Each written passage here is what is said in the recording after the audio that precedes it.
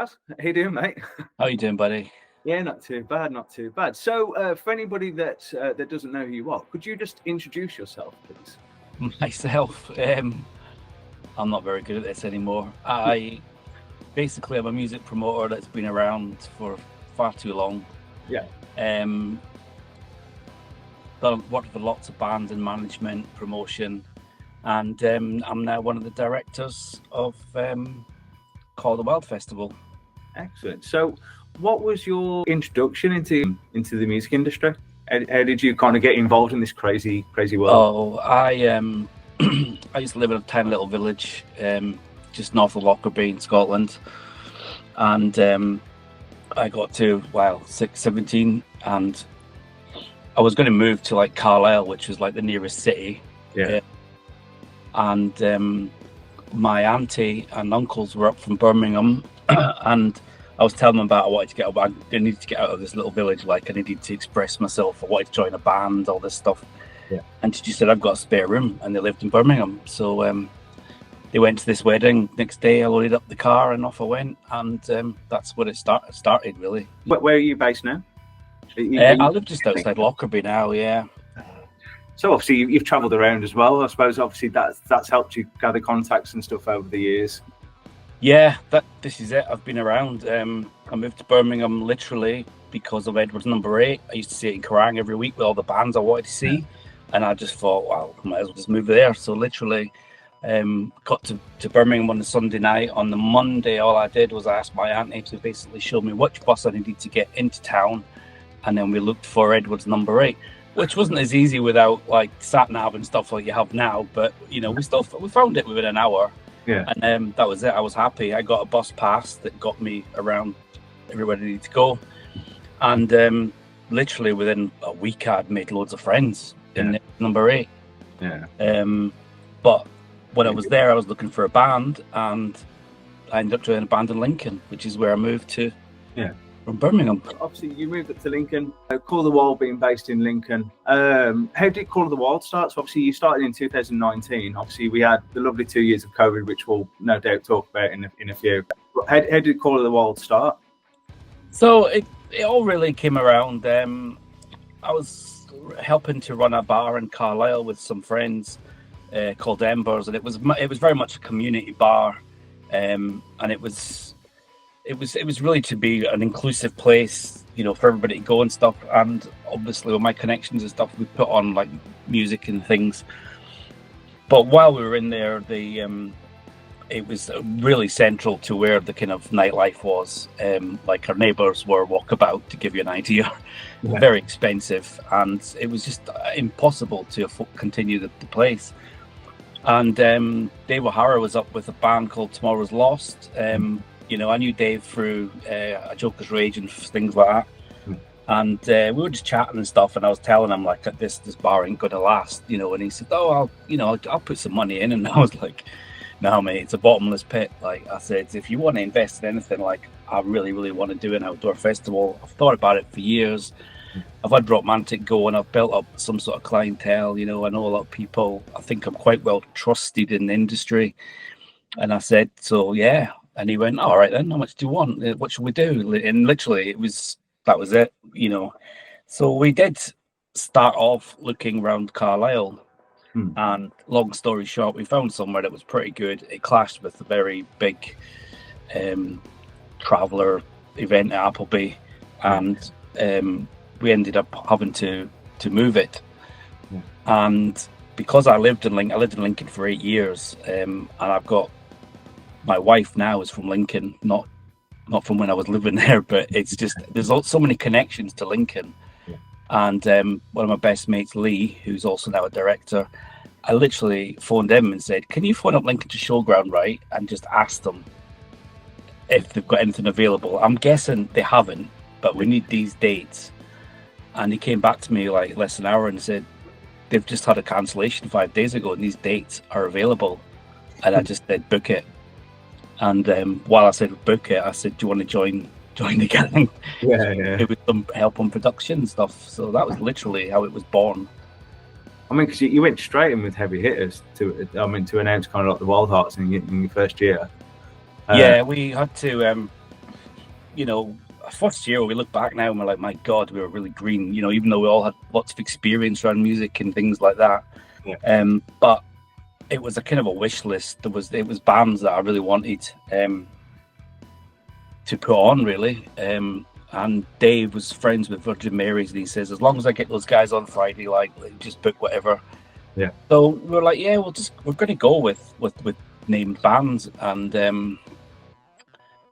we just went with it, really, and run with it. And you know, we weren't as green as people might have thought. We had a business plan which we still worked to, and we knew we were going to lose money. Like, we knew it. We lost a lot of money, but we had to do it to prove to people it was going to happen, because for so long people were there was so many things getting cancelled all the time. People put on festivals getting cancelled, people losing money, not so much on the tickets, they were getting refunds, but they were losing hotel and all that. And right up until really close to it, people just kept saying this will never happen. And we were like, it really will. So we had to do it, you know, and we did it. And like I say, we learned quite a lot from it.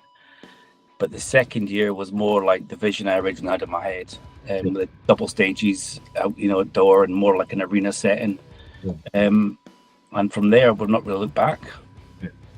Was there a festival that kind of, or an organizer that inspired you into kind of what you wanted to do?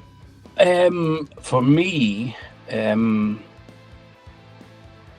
like the kind of ideal festival is Bloodstock. The size of it, I love the size of it. I love the fact that you can still camp near, you know, car park's a bit of a hike, but you know, you can live with that. But in general, it's like you know, you can go with your friends and lose them and find them again before the end of the festival. And it's just a great selection of bands, you know. So that's kind of like, in my head, that's where I would like Call the Wild to be in 10, 15 years. Other guys, they want it to be as big as Download. Like, that just gives me nightmares already. Yeah, too many people. Yeah. But yeah, that's probably the closest inspiration, to be honest. You guys are constantly kind of announcing new things. I mean, today, obviously, you've announced the food traders and the drink traders and things like that. Obviously, a festival is an immersive experience, isn't it? It's like the music's just one side of it. How important and how much detail do you go into when you're looking at traders, stalls, and that sort of thing? Everything we do, we go into.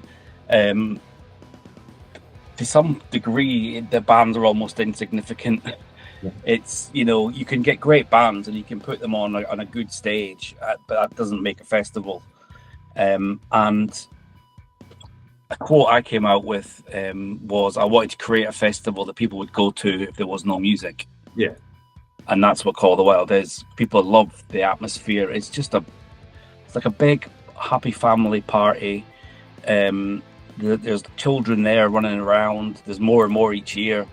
But the way it's set up, like, parents can be watching the bands and watching their kids just kicking a football around. And, you know, we have the facilities of like toilet blocks with showers, hot showers. We've got really solid camping, and the car park is right next to camping. Like, nothing is more than like 3 or 4 minutes walk from each other. So we really thought about all of that. And then the double stages was so we could have almost like sort of like 2 main stages that nobody had to walk miles to the bands, you know. Yeah, that's great. What are some of your favourite highlights from over the years? Who, you know, as from a fan point of view, is there anybody that you've kind of stood there and gone, I can't believe I've booked this? Probably the first year, obviously the Wild Hearts have been there, like just a massive band to me, you know. To have the original band there on that stage was a big deal. But then each year comes along and, you know, something else happened. You know, then we had Phil Campbell and Massive Wagons. Like, you know, I've known those guys from when they used to support bands I managed. I've kind of booked them right through as far as I could take them, like Rockmantic and sort of 300 Cap and that. And then I did say to them, you know, when I get the chance, I'm going to put you as a headliner at Call the Wild. And they held out as well, because the year they should have done it was 2020, which didn't happen. Yeah. But they held out and waited for us. But there is, every year it just sort of gets better. Last year, Lost Society was just, the good thing was a lot of people weren't that aware of the band, and those that had seen them, a lot of them said that was the best they'd ever seen them. Yeah. With the stage show and everything. So for me at the minute, that was probably a personal fave. Yeah.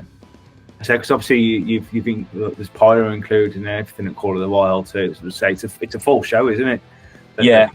We try to make the headliners, it's within whatever they want, but we try to help them have this show, this big show that you can't necessarily see just on a tour or anything like that.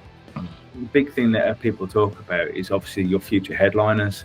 Are there any bands kind of like way down the list currently that you are seeing they're going to definitely headline Call of the Wild in a couple of years' time? There's a few that have come through really quickly that we just grabbed onto those Damn Crows last minute. Again, they were our first year as like sort of sub headline, and they knew how much we wanted them and stuff, and we literally we got them, but I don't think we could afford them now at all. So it's that fine line of like trying to get bands that are on their way up before they just literally go right out the window, well, I mean, it's kind of like the story of Radar Festival with Sleep Token. They obviously got them at just the right time before they exploded. I mean, I don't know how anybody could foresee that, TC Centre, we represent a lot of bands obviously coming up, and obviously there are so many bands fighting to get onto festivals such as yours. What's kind of the advice that you give to young up and coming bands to get noticed by Call of the Wild? I think more than anything is, I think first of all you've got to actually look at yourself as a band and think, can we bring something to that festival? Because like every band wants to play a festival. I get emails all the time from bands that have got 20 followers saying, "Oh, I think we could bring something to your festival," and it's like, well, have you got any fans for a start? I think you've got to really look at it, and as we go on, like it's getting harder and harder to get on the bill. Some bands that maybe played year one on the main stage would probably be in our marquee stage now. Not necessarily as they are now, but looking at it back then to how it is now. Because our headliners have got bigger each year. But I think a lot of bands, they need to look at what they want from the festival, and it's really important to understand what that festival can do for them, as in the audience that they're playing to. Is it going to be the same as the next 4 festivals they're going to apply for? Because it just doesn't work. You know yourself with some of the bands I've booked with you and that, and I've always been trying to like squeak a bit more heavier stuff in. And like a lot of them I'm booking at the minute, I can't really see them at anything much other than like Download or Bloodstock, and that's kind of how I like it. I know they're not going to be on the next 5 or 6 festivals. So I think bands need to really think about that and think they want to play every festival, obviously, but sometimes it can just be overkill, And it puts me off a lot when they say, "Oh, we're already doing this, and this," and I go, "Well, and I'll come back to you next year," I think that's the thing, isn't it? It's for a festival, it's obviously you can't have the same lineup as every other festival that's going up and down the country. Otherwise, obviously, you lose your audience. We try really hard to find different bands and stuff, and to find breakthrough bands that a lot of people are not that sure of. But I think when you've got something that's pretty good, like, you will find other people will copy it pretty quickly. So you're always sort of having to challenge yourself to go, well, I don't think they'll book this band, so we're going to book that band. But you just never can say, really. I'm quite lucky because I know quite a lot of the organisers and stuff, and some of them, like, we can have discussions, meaning ones like saying, like, we're not going to go for the same bands on the same year. For one, we end up having a battle between the agents. They're like, well, they want them and you want them, so now it's this much, and things like that. But obviously, we don't want to just get on each other's toes and stuff. So, it's good that you can talk, with other festival organisers. Yeah. Do you ever have like meetups and things like that with other festival organisers to have a kind of a chat about? Not so much, no. I mean, just we get invites to each other's and stuff, and it's good just to watch to see how people do things. But yeah, like I'm really good friends with Chris Zombie from Stone Dead and stuff, and like I could ask him anything and he'll tell me. But he also knows that I'm not going to go out and just go, right, oh, I've found all this stuff out, so I'm going to do exactly the same. But because that's not me. I'd rather fail trying something that nobody else is doing than just copy, what everybody else thinks works. Yeah, that's really inspiring, man. I appreciate you saying that, because it's very, very much of kind of like what I want to do as well. You know what I mean? It's for all of us, like, and I feel a bit like I've left John out here because John came into the fold during COVID. Yeah. Who's the fourth director and really has made a huge impact to the festival in all areas. But it's like we have our own vision and we don't really look at what anybody else is doing. And sometimes you can't help but book a band that's maybe been something else the year before. Yeah. And sometimes you book bands that are on the way up and then they turn out and they play quite a few other festivals. Yeah. But that's just part of the process. It's really about the bigger ones, not all just playing the same festivals. Yeah. But we're all very much about, this is our vision, and we always look to try and enhance it and make it better.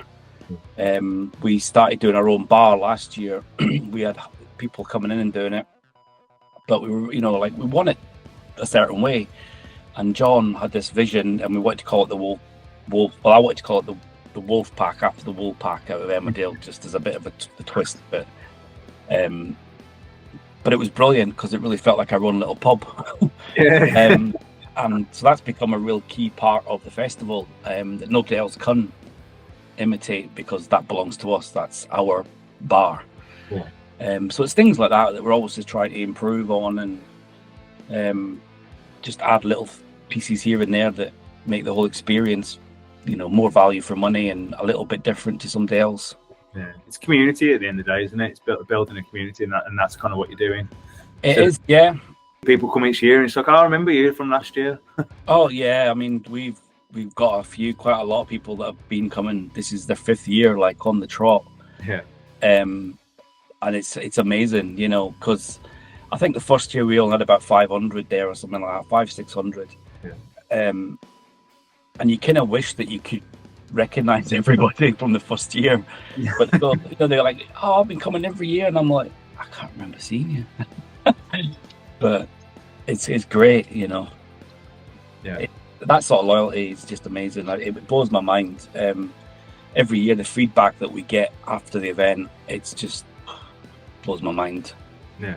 What are some of your most frequently asked questions? So, if anybody was new to Call of the Wild this year, what are some of the questions that you get asked all the time that you could give the answer to now? We get asked lots of questions, and they're all in the FAQs. where can we get to find that? You can go to callthewildfestival.com. Here we go. Find that. We get asked things like, what food do you have? Which is why you've just got that information, thing going out today. And things like, how far is it to walk from the car park to the camping? And we say it's about a 2 to 5 minute walk, depending on how far in the car park you are.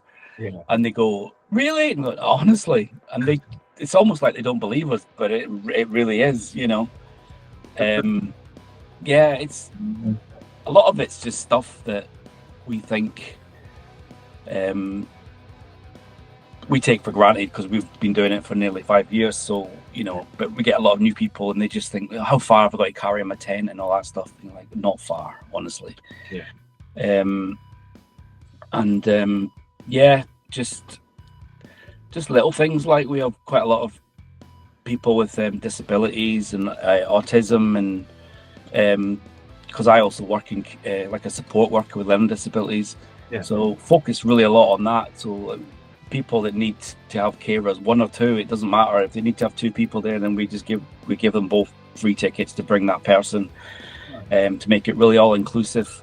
And there's a couple of guys that have been coming for at least 3 years that I see there, that are autistic, and they love it. They love it, and they come and tell me that they feel really safe, which I think is really, really important. You know, if you grew to like your numbers of download and stuff like that, you'd lose that, wouldn't you? That's the worry. I mean, like I say, we're trying. You need to grow every year, because expenses have gone up over the last few years, and we've not really put our ticket price up.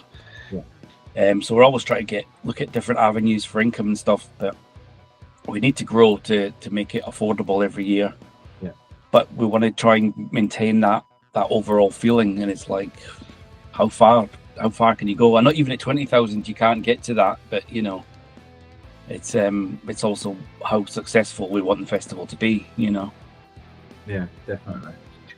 So Call the Wild's happening this year on the 29th of May until the 1st of June.